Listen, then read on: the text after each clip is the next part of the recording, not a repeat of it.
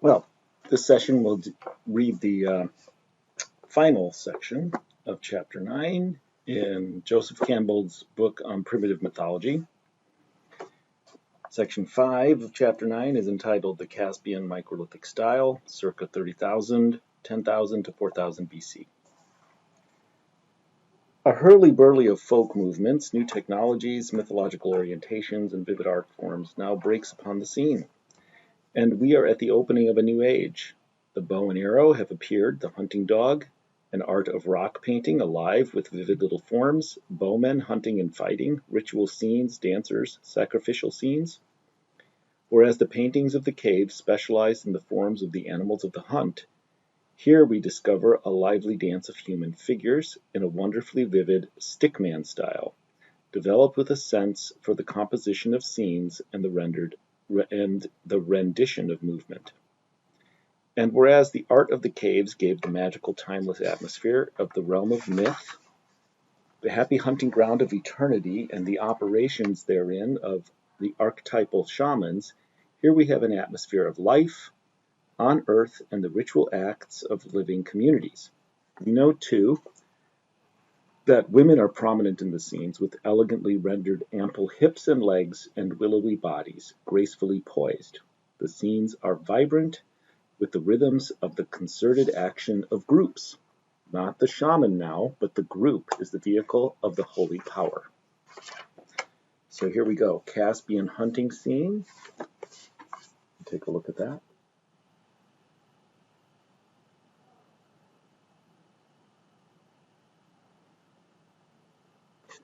All right, and then we have 3 women.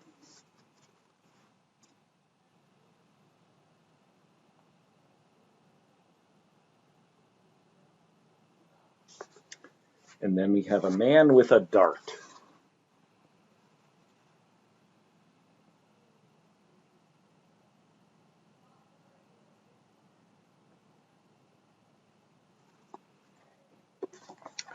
The heartland of this new style was the grassy hunting ground of North Africa, where today there is only desert, and the type station is Gafsa in Tunisia.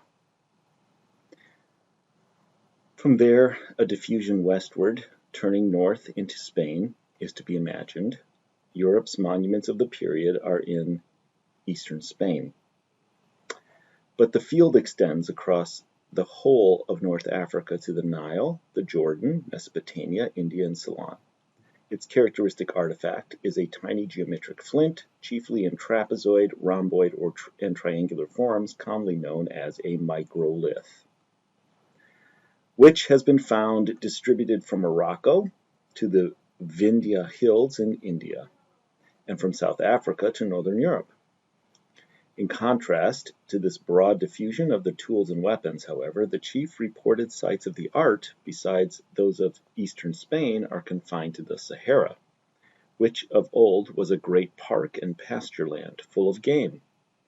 In the rock pictures we see herds of elephants and giraffes, rhinos and running ostriches, monkeys, wild cattle, sheep and gazelles, giant human forms with the heads of jackals or of asses, the lion high on the cliff, struck by the sun, and then also men standing in postures of adoration with uplifted arms before great bulls or before a white standing ram with the sign of the sun disk between its horns.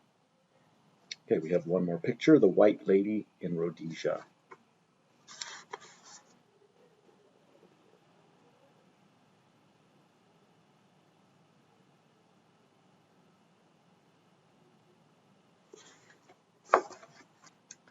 We know practically nothing of the early history of this culture, not even how far into the past it should be traced.